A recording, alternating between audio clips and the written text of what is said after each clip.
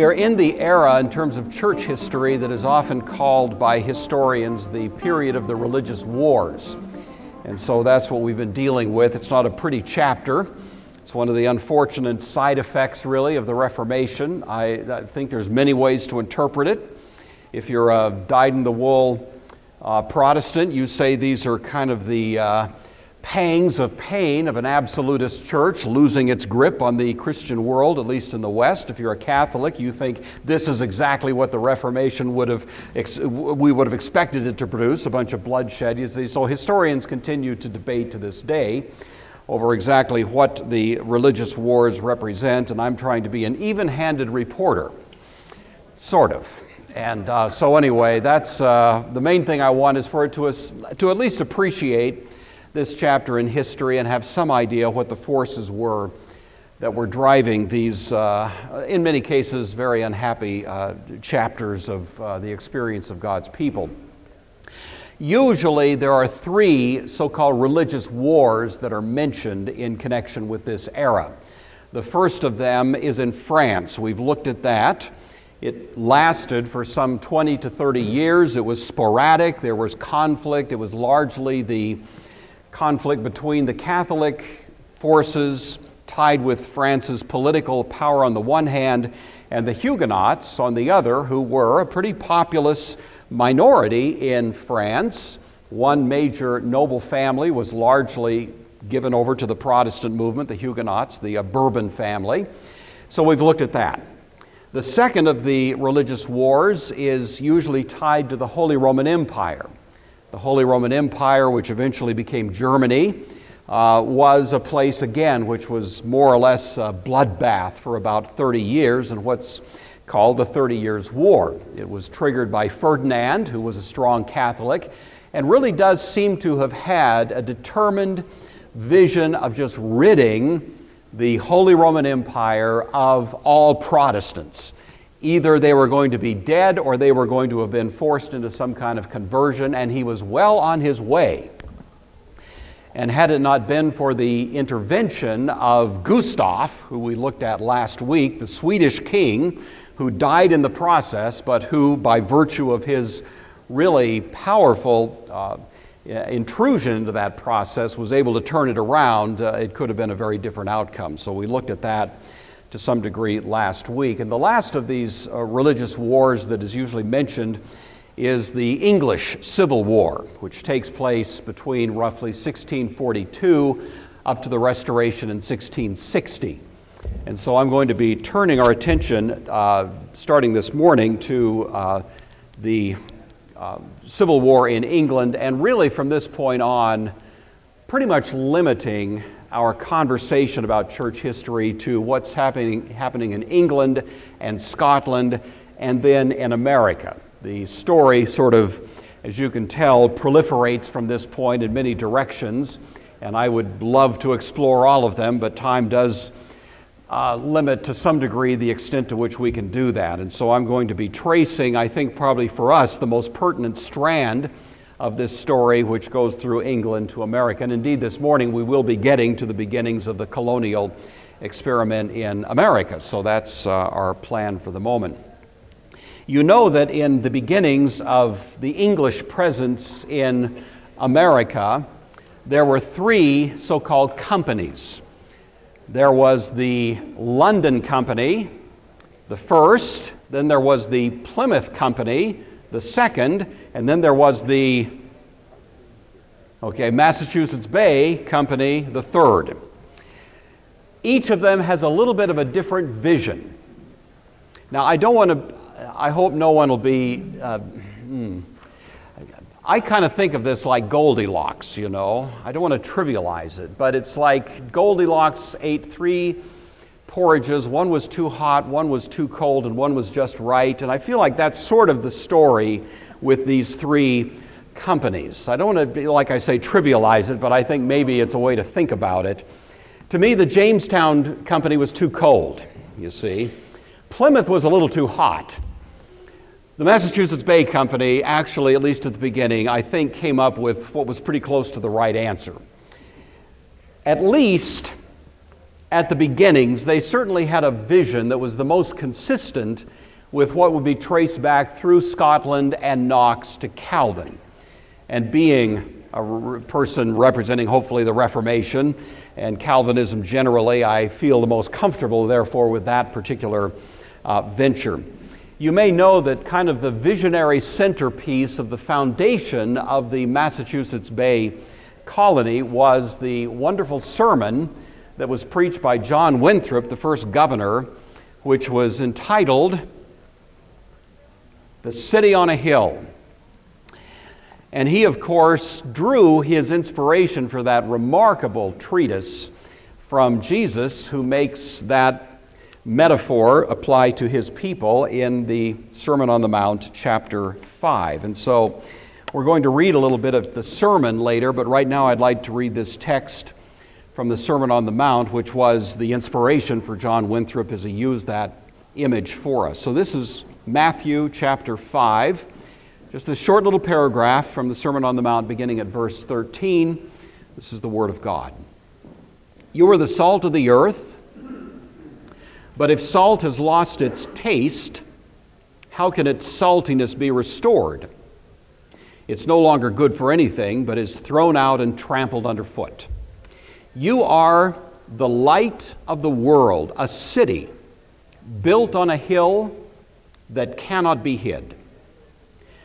No one, after lighting a lamp, puts it under a bushel basket, but on the lampstand, and it gives light to all who are in the house.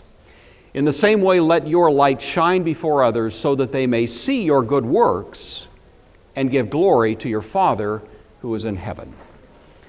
Winthrop liked that text and built a whole sermon around it, and it was, in a sense, the inaugural sermon, the inaugural philosophical underpinnings of that Massachusetts Bay experiment. So we'll be returning, as time permits, to a discussion of that a little later, but let's have a word of prayer. We'll get started. Our Father, we are grateful for this unfolding story and for the fact that we can live as participants in it. We pray now that as we examine this critical moment in the unfolding history of not only your people in England and Europe, but now eventually in America, that we would do so in a fashion that is fair to the facts and honoring to Christ. And we ask these things in His name. Amen. All right, so our story begins with what is now called Stuart, England. Tudor Stuart, England. When I did master's work out at Eastern some years back, I took a course called Tudor Stuart, England. And at the time that my first class in that particular course of study, I knew nothing. I'd never even heard of Stuart, whatever they called it. I knew nothing about it. And I didn't know why anyone else should care about it. And I had a wonderful professor out there who was able to inspire, this is in the late 70s, and open a vista of new appreciation, at least in this young guy's heart, on this subject. And ever since then, this has been one of my favorite chapters of the entire history of the planet, is Tudor Stuart, England. So if you notice, I get a little juiced up about some of this. There's a reason for it that has been around for a while. Well, we've looked at the Tudor piece, starting with Henry VII up to Elizabeth, and of course she dies without any children. And so the heir to the throne, as it turns out, would be the ruling family in Scotland. We mentioned to you last week that had Elizabeth died earlier, Mary, Queen of Scots, was actually in line to become the subsequent ruler. Well, obviously she died before Elizabeth did, and because Elizabeth executed her. And so that leaves her son, who was James VI of Scotland, to become James I of England. So this is the Stuart. The Stuarts had ruled Scotland going clear back almost to the time of William Wallace. We talked about that some weeks back. And now the Stuarts are going to move into England. Stuart is spelled either way. I've seen good, credible sources spell it both S-T-E-W and S-T-U, so I'm just by a convention going to use this particular spelling. If you object, it's fine. God bless you. You may be right, but I can't figure out who's got the right answer, so I'm just flipping a coin, and that's how I'm coming up with this one, but I grant you may see it either way. James VI became the king in Scotland after the death of his mother, which was in 1560, after the abdication, I should say, of his mother, in 1568. John Knox, who was the dominant force religiously and in many ways politically in Scotland, preached at the coronation of James. He was only about 3 years old at the time, so I don't know how much he appreciated the sermon. But Knox did cast a vision for what he saw as the prospects for Scotland. He had worked this out. We've talked about Knox now in some detail already, so it's just refreshing your memory. He had worked out a fairly sophisticated vision of political and ecclesiastical life in Scotland based around what we would call the Presbyterial theory of authority. Namely, that authority is not vested intrinsically in persons, but is vested in offices, which are held only for a term or a time, and then relinquished to a successor to the same office. Those offices have limited authority. There is checks, balances, division of labor. All of those things that we rather take for granted were really sort of an innovation of Knox, who got his inspiration from Calvin. And that's what Knox was arguing for. He wasn't arguing against a monarch. He was willing to grant a position of the monarch, but he was arguing for what came to be called constitutional monarchy, where even the authority of the king is curtailed by law. Even the king has to obey the law. That was a radical and upsetting idea at the time, especially for rulers who were committed to divine right theory. To hear that there was something above them that limited their own authority was a little bit of a galling idea to many, including our friend here, James VI. And so, even though he was reared in a highly Presbyterian kind of culture, he himself, over the years, became increasingly hostile to it. I think it's of the nature of being a king to be hostile to the idea that someone wants to limit your power, you know. And James, even though he was in this, what we would consider to be a very rich and nurturing tradition, nevertheless gradually began to push his authority a little bit beyond the bounds of what certainly Knox would have endorsed. Knox died in 72, but the ongoing vision of Knox was certainly part of the culture there, the political and ecclesiastical culture of Scotland. And it did almost come to blows at one point, so to speak. I mentioned to you a couple of weeks ago the interesting conversation between James VI in Scotland and a man who was a high political authority in Scotland at the time named Edward Melville. And it was in that connection that Melville said, "You are God's silly vassal." You see. Usually don't say that to a king. And he said it because James was trying to assert his rule into the church. And at least one of the most basic distinctions that was at work in Scotland at this time, what we call separation of church and state, didn't quite look the same then, but it was the same idea. It was already in place. And here was the king trying to insinuate his authority into the life of the church. And this high-ranking churchman said, "Back off, pal. There is a different king over here. And in this particular institution, the church, you're just another rank-and-file member," you see.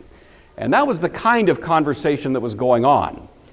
James in Scotland wasn't able to push his authority beyond that. He didn't have the political clout or horsepower to do that.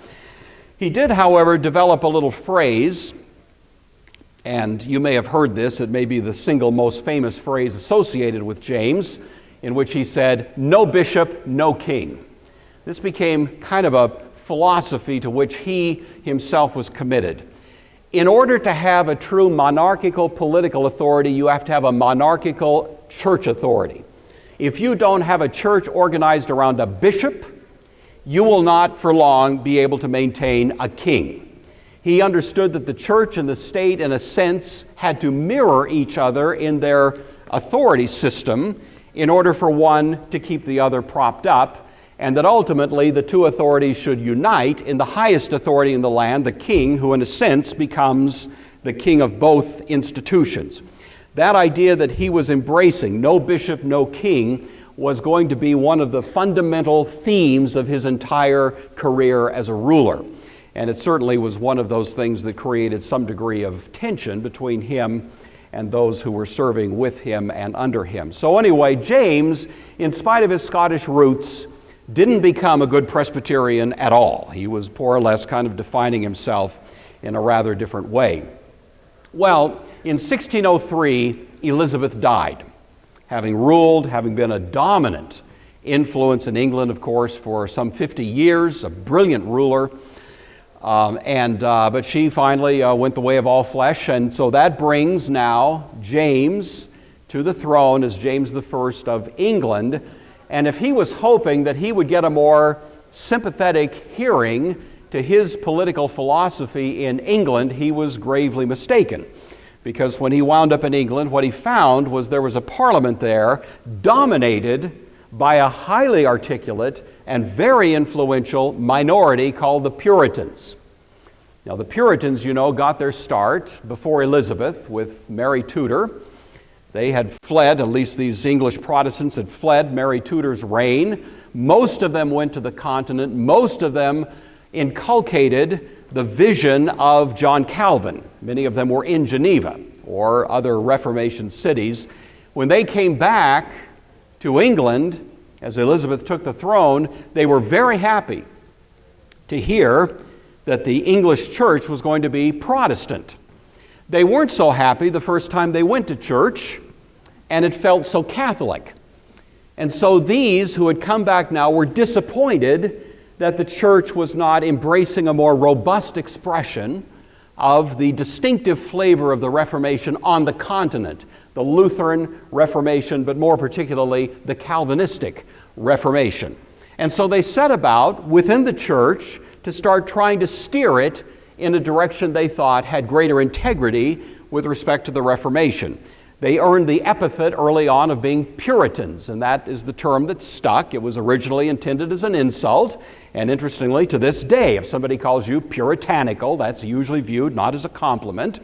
But nevertheless, these were very intelligent people who were attempting to try within the structures of the church, not from outside, to guide it in this direction that they thought would be better for the church and better for the people of England. Well, by the time we get to James, this Puritan presence in England has become very conspicuous and very influential in virtually every part of English society.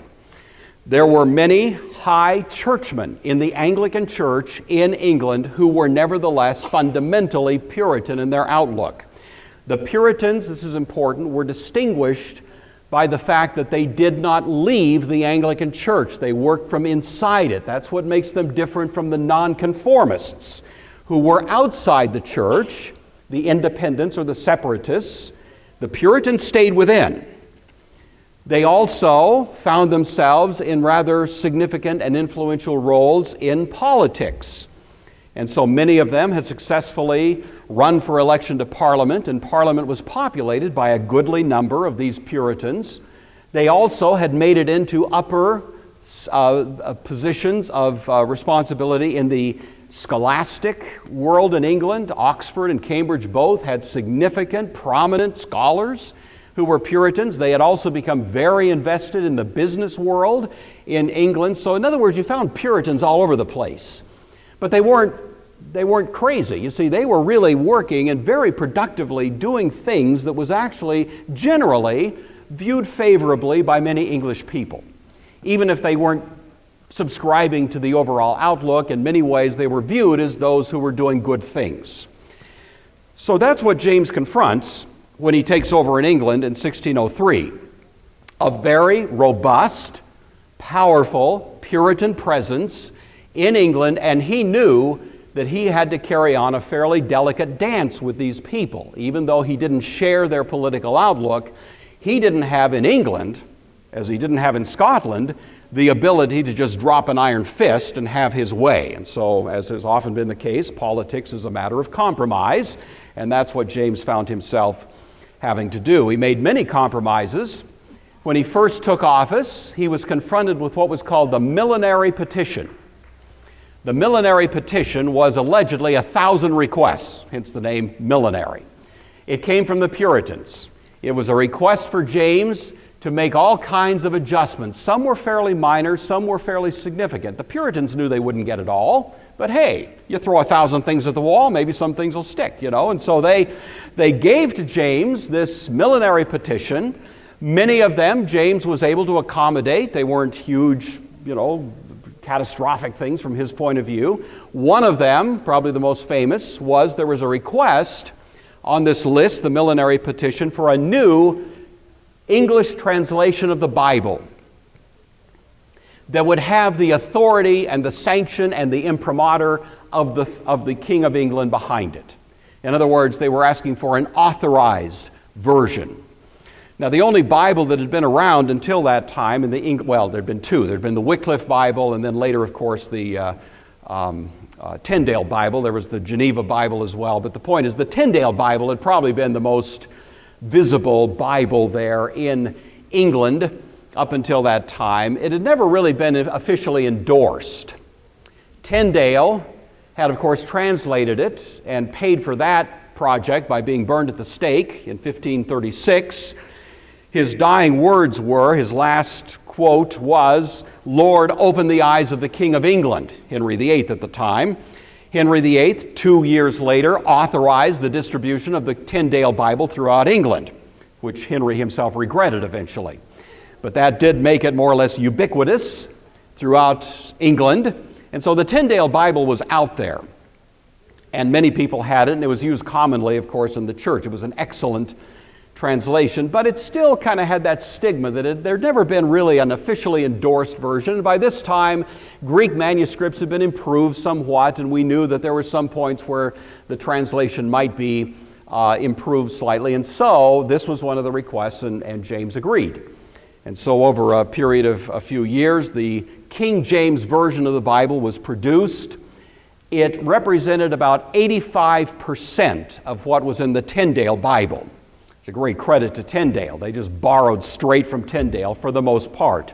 They did tweak some texts, they did adjust some others, so there were some adjustments along the way. But basically, Tyndale had done an excellent job of producing that Bible and really what came out. When you're reading your King James Version, I know many of you in this room, as I, most of us with gray hair, grew up on the King James Version, right? That's what I memorized as a kid. And it was good enough for the Apostle Paul. It's still good enough for me, but nevertheless, I'm glad for the kind of proliferation of translations these days. I think that's great. But one thing we have to grant is that has been a very powerful product of this era of the history of the church in England, and so I think we can be grateful to James for granting that request on the millenary petition. Something else that happens about this time is there is a request for the authorization of a new company. Companies at the time were a fairly, they were an innovation that had only taken place within the last 20 years or so. They began really in Holland. Companies were a product of the Reformation. Before the Reformation, trade relationships with foreign countries, trade expeditions, exploration, and so on were done in the style of Spain, where the monarch would put the money up and send them off and hope to get the return from it. And the idea of private investment was almost, nobody even thought of it, you see. But the Reformation created this notion of a more free and open kind of participation in economic life, and was creating a rising middle class with the means to do that.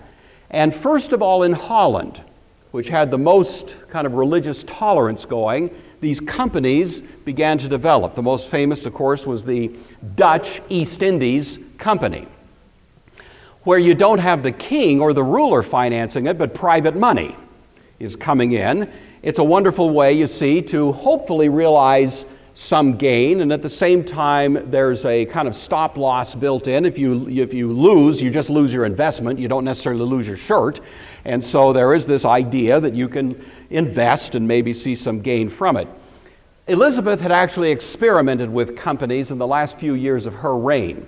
And so the British East Indies Company was actually formed in the last about 5 years of Elizabeth's reign and had some modest success. And again, in England, there had not been any official investment by the throne, simply a kind of stamp of approval. This is something that's approved by the state, but nevertheless carried out more or less independent of immediate state control. Well, when James came along in 1603, the proposition was put to him that he should authorize a company not to the east but to the west, because now there was an awareness that we have this amazing uncharted territory there to the west, and so James actually did in fact authorize that. The two companies that are most famous that were formed under James are, as you're well aware, the London Company first of all, and then the Plymouth Company. I know you all learned this in high school U.S. history. And all I'm doing now is dusting off a couple of cobwebs. So I'm not going to spend much time on this, but I think in fairness we should at least mention it, don't you? Because it is the beginnings of our life here, and so we don't want to be too cursory in treating it. So anyway, these two are authorized under James. The London Company sailed in 1607, 4 years after James had become king.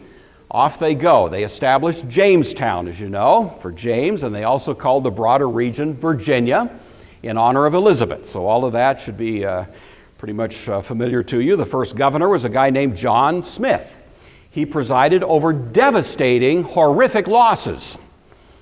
Jamestown, now first of all, I think has to be said in fairness, was primarily organized for purposes of profit.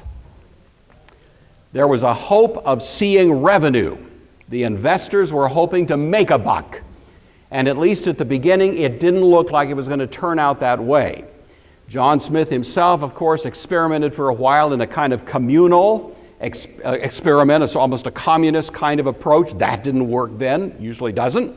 And so he was feeling the losses there. There is apparently that wonderful moment which we're all familiar with, where he was actually about to be executed by a local Native American judicial tribunal, and Pocahontas jumped in and threw herself over him to protect him. That did apparently happen. Now, Disney's version of this is accurate at that point only, you know. But I will give credit there. She did seem to intervene. She had some relationship and became quite an important mediator, it seems.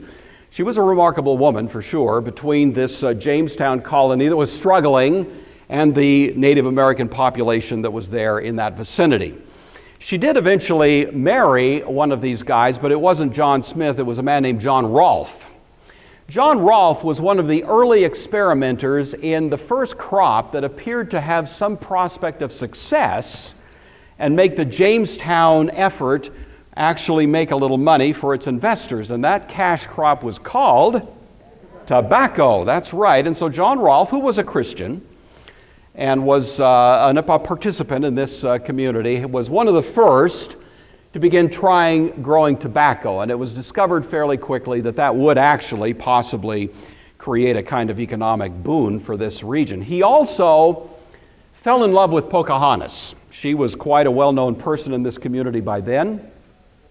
He was concerned about marrying her because as a Christian he knew that it wasn't advisable to marry someone who didn't share his Christian faith. And at that point she was still of the religious outlook of her Native American background.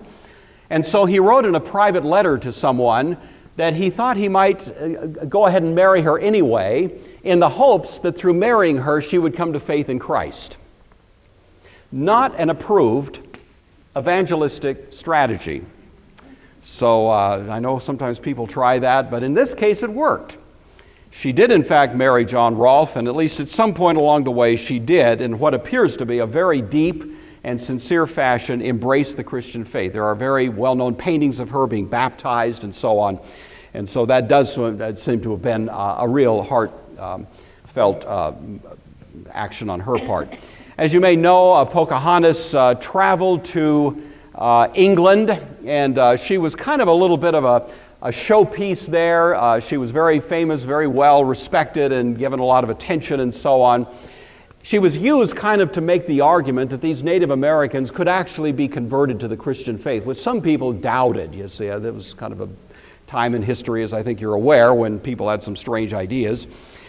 But anyway, she obviously and evidently was a true Christian, and so that did seem to inspire some interest and more missionary effort and interest in the Native American population here. Unfortunately, she, of course, died only 3 years later. I think the common wisdom is she picked up some bug for which she had no antibodies. You know, this was English germs that she was dealing with, and she wasn't equipped to, so she fell ill with some illness and died in 1617. The church in Jamestown was the Anglican Church. It was the established church. I think the common view is that the leadership of that church at that time was not strong. These were not high-quality clergy men who were involved in the leadership of the church, and the general spiritual tone of Jamestown seems on the whole not to have been overly healthy. That seems to be a common report from various historians who've looked at that. So for whatever it's worth, you wouldn't say Jamestown was distinguished conspicuously by any sort of strong Christian sort of commitment at the core of the culture that was there, but certainly they were Christian. And they viewed themselves as representatives of the outlook of the Church of England, which was part of their whole culture. Jamestown, as you know, finally became profitable based on tobacco trade, and the rest, as they say, is history. So I'm saying Jamestown was too cold, spiritually now.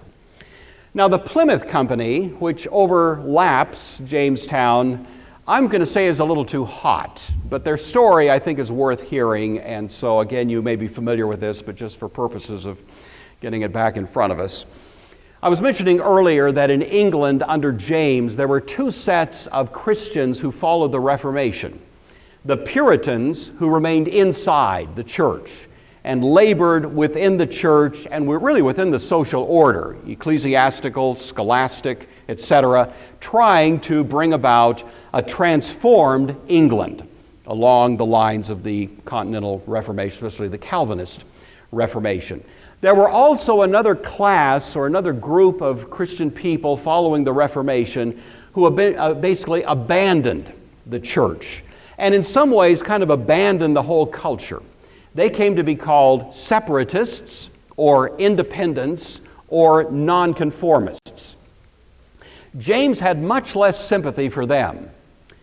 They had much less political power in England, so he was really free to be a little more harsh in his treatment of them. The Puritans had a fair amount of horsepower behind them, and so James had to be somewhat politic in the way that he handled the Puritans.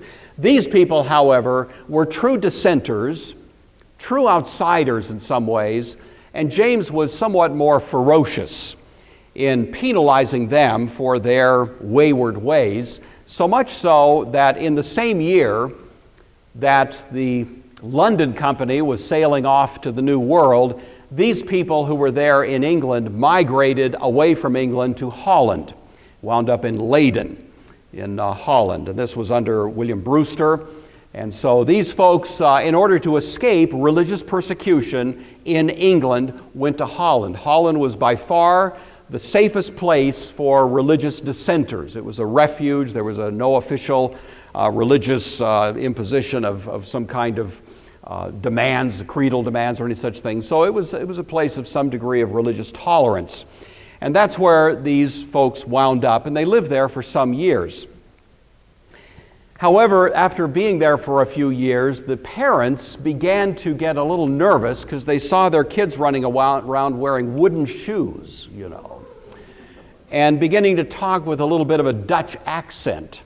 And they were picking up the rap music that they were hearing on the street down there in Amsterdam. And, they were, in other words, these distinctively English parents were seeing that it was only a matter of time and they were going to lose their identity.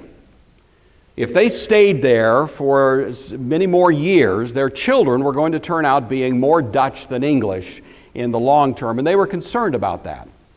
And so these folks who are now English people in Holland are laboring between two tough choices. Stay in Holland, lose our English identity, go back to England and maybe be even worse off. They had hoped that things would change for the better in England. Actually, they were changing for the worse. Life was becoming even more painful for nonconformists in England, so what to do? And it, of course, came to them that maybe there's a third option. Maybe we should start our own company. And so representatives of these who are there in Holland approached the London Company, now called the Virginia Company, and proposed a new company, and it came to be called, of course, the Plymouth Company. They could only afford one ship, and so our famous Mayflower was that ship, and it sailed in 1620. William Bradford was the governor, and the entire project was more or less a kind of shoestring operation compared to what the London Company had been. Now, I want you to just at least entertain the thought that when Jamestown was mostly for profit, this particular venture was mostly for freedom from religious persecution. The reason I mention that is because I think you know that there's a debate that goes on to this day in which you'll hear people say, the people that came to America came for religious freedom. And then you'll hear someone else say, no, they just came over here to make a buck. You ever heard that debate? That's kind of going on. And the problem is both are right. They're both true. There was mixed motives at the time, but it's certainly safe to say that at least some of those who came were coming precisely to escape from the hostility toward their religious outlook in England. And that would be largely these folks who came to be called the Pilgrims. And they show up, and as I say, Bradford was their governor. The most famous document that comes out of that is, of course, the Mayflower Compact, a remarkable document, fairly brief. And because it's brief, I'm going to read this to you. It does give us something of the spirit of what these people were thinking about. They lost about 4 in the voyage. 102 or so were on the Mayflower. They lost about 4. Before they stepped on shore, they all signed off on this document. Quote, "In the name of God, amen. We whose names are underwritten the loyal subjects of our dread sovereign, Lord King James, by the grace of God of Great Britain, France, and Ireland, King, defender of the faith, etc." You always say nice things about the king. The word dread there doesn't mean bad. It just means, wow, that guy's amazing. And also, the King of England still claimed to be the true King of France. You know that. So at this point, they include France on the list, and goes on from there. "Having undertaken for the glory of God and advancements of the Christian faith and honor of our king and country, a voyage to plant the first colony in the northern parts of Virginia, do by these presents, solemnly and mutually in the presence of God and one another, covenant and combine ourselves together into a civil body politic, for our better ordering and preservation and furtherance of the ends aforesaid, and by virtue hereof to enact, constitute, and frame," there were lawyers among them obviously, "and such just and equal laws, ordinance, acts, constitutions, and offices from time to time as shall be thought most meet and convenient for the general good of the colony, unto which we promise all due submission and obedience. In witness whereof we have hereunto subscribed our names at Cape Cod the 11th of November, late in the fall, by the way, in the reign of our sovereign Lord King James of England, France, and Ireland, the 18th, and of Scotland, the 54th, 1620. The Mayflower Compact. Distinguished, I think, for several things. First, for its robust Christian affirmations. Secondly, for its clear and evident submission to the throne. They were not trying to be the least bit or appear the least bit rebellious. And yet for the designs they had to really establish what would amount to a Christian community. And that does seem to be the driving vision that was behind them. So the Mayflower group lands and establishes the Plymouth colony. As you probably know, they lost about half of their population over that first winter, a dreadful winter, but they were helped out by a wonderful local Native American, Squanto, who was able to step in and give them some help. Slow growth. The Plymouth colony grew over 40 years from after they lost about half their population, so about 50 up to about 2,000 by the year 1660. So it was still a fairly modest size group by that time. The third of these colonies is not under James, but is under the successor to James, who is his son Charles.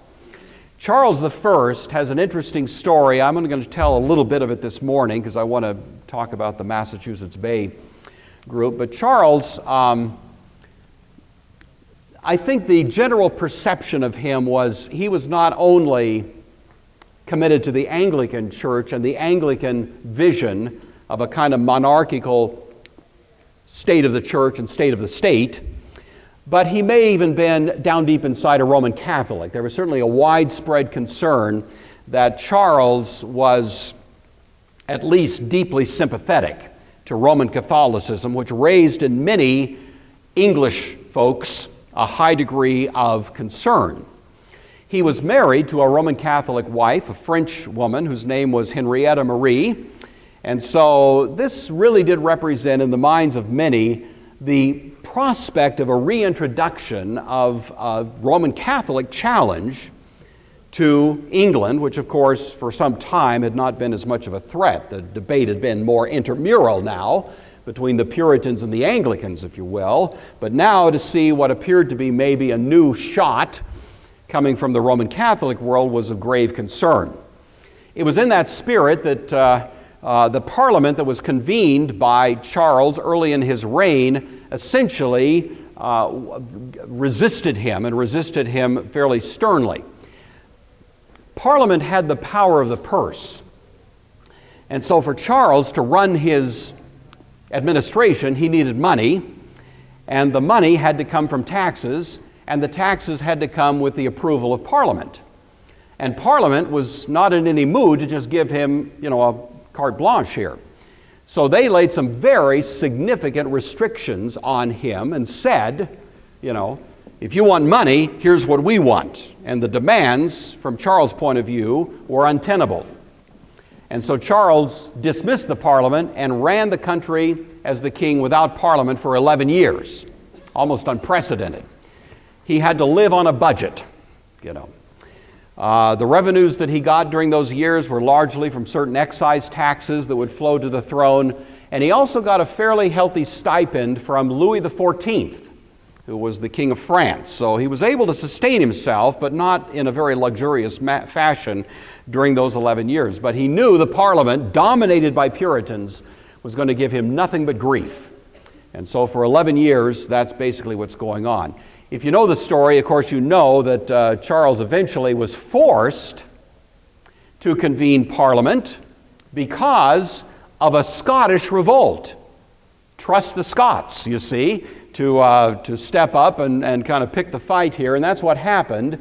And so that gives rise to a whole series of events that eventually leads to, of course, the execution of Charles I. But I want to save that discussion for next week, so we're going to leave off. But I do want to take a look at this, the development of the Massachusetts Bay Colony. The main henchman that was working for Charles was a guy by the name of Archbishop Laud. Archbishop Laud was sort of like Cardinal Richelieu, back in France. He was a churchman, but he was also a very powerful political factor and figure in English life, and he set about a fairly severe policy of going after and punishing in various kinds of ways people who in some cases were arrested on trumped-up charges and were being brought into kind of a star chamber sort of thing. And his favorite punishment was to lop off the ears of people that didn't agree with the particular laws he was imposing, that kind of thing, or cut off their nose, that sort of thing, to mutilate them as a kind of public tribute. So it's an awful sort of thing, and he won a fair amount of negative sentiment among the English. It's no accident he was eventually executed himself, So, but anyway, it's during this time that we have this rising crescendo, as it were, of hostility now between the crown and this Puritan population. You know the name John Bunyan. John Bunyan was born in 1628. So he was born right in the middle of the reign of Charles. I'm hoping, if time permits, to highlight his life a little bit next week. He, of course, is the author of the most famous allegory in the world, Pilgrim's Progress, and he lives really during this era, so it's the backstory for his own life that is before us here. All right, well, there in England, there were these folks still representing the Puritan population who were faced with a very difficult choice. Do we stay in the old England and attempt, by resisting this imposition of force against us, to bring about a better England, or do we leave and establish a new England? And in that place, without the immediate encroachment of this kind of kingly authority, create a society that is much more consistent with what we understand to be the designs of a body politic tracing back through Scotland, really, and back to Calvin. And that's what was in these people's minds. So many people stayed, some people left. And the people that left, of course, were those who established what's called the Massachusetts Bay Colony. As I was saying to you a little earlier, really the defining document and vision and philosophy of this was the sermon that was preached by Winthrop. It's quite a remarkable document called A City on a Hill. I might just mention in passing, Harvard was one of the first institutions founded by these folks. It was founded in 1536. The colony was established in 1632, so just 4 years later, John Harvard, strong Christian, strong committed to a kind of Calvinistic theology, as all these people were, establishes Harvard precisely to have an educated clergy and to have the opportunity for people to have advanced education and understanding of God's Word. And God bless that institution, and we still, of course, know about Harvard, don't we? Well, by 1660, there were 20,000 people in the Massachusetts Bay Colony. The growth was much more rapid than in the Plymouth Colony. I'm not saying that's significant, I'm just noting it as a matter of historical fact. At this point, you've got about 2,000 in Plymouth, you've got about 20,000 at Massachusetts Bay. The Massachusetts Bay philosophy was what I think is an attempt to balance the two interests: religious, freedom to practice religion along the designs of the Reformation, and a strong desire to make money, that is, to be profitable. Both of those were consistent with that view that had gone back through the Reformation. And so we've talked about that before. They were trying to incorporate both. The Puritan work ethic was alive and well at Massachusetts Bay, and at the same time they were trying to do it in a way that they believed was honoring to God and faithful to an understanding of a religious practice that came to them through the Reformation. The City on a Hill sermon is quite lengthy. It would probably take 45 minutes to read it all, so I'm not going to do that. I would like to read its conclusion, and I hope you'll just bear with me. I know that sometimes being read to at too much length can be a little bit stultifying, but this is so wonderful, and it was so defining of the early days of our philosophy as a nation, and it continued to be referred back to. JFK, of course, famously quoted from the City on a Hill sermon. Ronald Reagan did. Others have. It's been one of those documents that just has had a kind of vibrancy down through American history. We haven't heard so much about it lately. Just saying. But nevertheless, I think it's good for all of us to review it occasionally. So these are the concluding 3 paragraphs of this sermon. Quote, this is Winthrop. Now, he's made quite a case for the way in which these folks need to conduct themselves in this new venture, this new England. And he's concluding then with these words, quote, thus stands the cause between God and us. We are entered into covenant with Him for this work. We have taken out a commission. The Lord hath given us leave to draw our own articles. We have professed to enterprise these and those accounts upon these and those ends. We have hereupon besought Him of favor and blessing. Now, if the Lord shall please to hear us and bring us in peace to the place we desire, then He hath ratified this covenant and sealed our commission, and will expect a strict performance of the articles contained in it. But if we shall neglect the observation of these articles, which are the ends we have propounded, and dissembling with our God shall fall to embrace this present world, and prosecute our carnal intentions, seeking great things for ourselves and our posterity, the Lord will surely break out in wrath against us and be revenged of such a people, and make us know the price of the breach of such a covenant.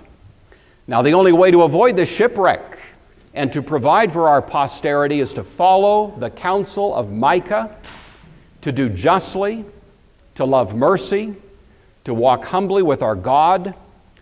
For this end, we must be knit together in this work as one man. We must entertain each other in brotherly affection. We must be willing to abridge ourselves of our superfluities for the supplies of others' necessities. We must uphold a familiar commerce together in all meekness, gentleness, patience, and liberality. We must delight in each other, make others' conditions our own, rejoice together, mourn together, labor and suffer together, always having before our eyes our commission and community in the work as members of the same body. So shall we keep the unity of the Spirit in the bond of peace. The Lord will be our God, and will delight to dwell among us as His own people, and will command a blessing on us in all our ways, so that we shall see much more of His wisdom, power, goodness, and truth than formerly we have been acquainted with. We shall find that the God of Israel is among us, when 10 of us shall be able to resist 1,000 of our enemies, when He shall make us a praise and glory, that men shall say in succeeding plantations, may the Lord make it like that of New England. For we must consider that we shall be as a city upon a hill. The eyes of all people are upon us, so that if we shall deal falsely with our God in this work we have undertaken, and so cause Him to withdraw His present help from us, we shall be made a story and a byword through the world. We shall open the mouths of enemies to speak evil of the ways of God, and all professors for God's sake. We shall shame the faces of many of God's worthy servants, and cause their prayers to be turned into curses upon us, till we be consumed out of the good land whither we are going. And to this short discourse and that exhortation of Moses, that beloved servant of the Lord, in his last farewell to Israel, Deuteronomy 30, Beloved, there is now set before us life and death, good and evil, in that we are commanded this day to love the Lord our God, to love one another, to walk in His ways and keep His commandments and His ordinances and His laws and the articles of our covenant with Him, that we may live and be multiplied, and that the Lord our God may bless us in the land whither we go to possess it. But if our heart shall turn away so that we do not obey, we shall but be seduced and worship other gods, our pleasure and profits, and serve them, it is propounded upon us this day we shall surely perish out of the good land whither we pass over this vast sea to possess it. Therefore let us choose life, that we and our seed may live, by obeying His voice and cleaving to Him, for He is our life and our posterity. And I submit to you, ladies and gentlemen, that a great deal of the blessing that we continue to enjoy is God answering a prayer prayed 400 years ago. And I would like for us to keep refreshing our memory a bit as to that prayer and to the great answer that I think God has given us and the response to it.